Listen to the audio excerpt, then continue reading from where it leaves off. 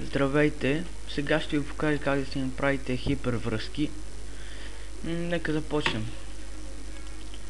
Почваме да пишем кода.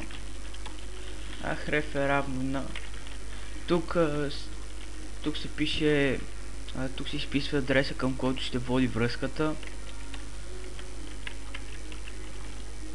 А тук се изписва названието на връзката, което ще се вижда на екрана. И съответно затваряме тага. Ето как изглежда нашата връзка за сега.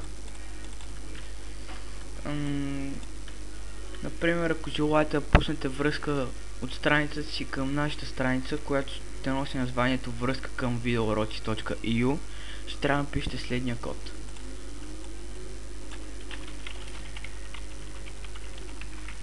Никога не трябва да забравяте HTTP.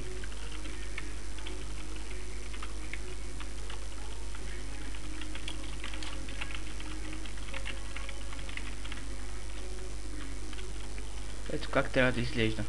Нека видим резултата.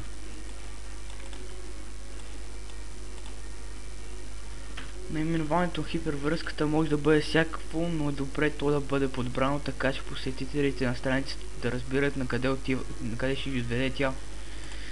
Ето това беше от мене за сега. В другите уроци ще продължим пак по тази страничка. Довиждане!